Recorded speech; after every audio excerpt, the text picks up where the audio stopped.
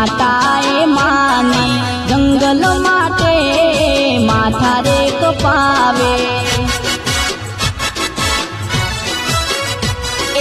જોહારનું નોમ આખા ભારતમાં ચાલે, જંગલનો મૂળ માલિક આદિવાસી આવે।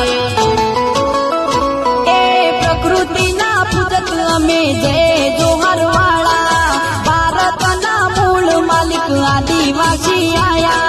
જંગલના રખવાળા મારા આદિવાસી કહેવોણા, જંગલના રખવાળા મારા આદિવાસી કહેવોણા।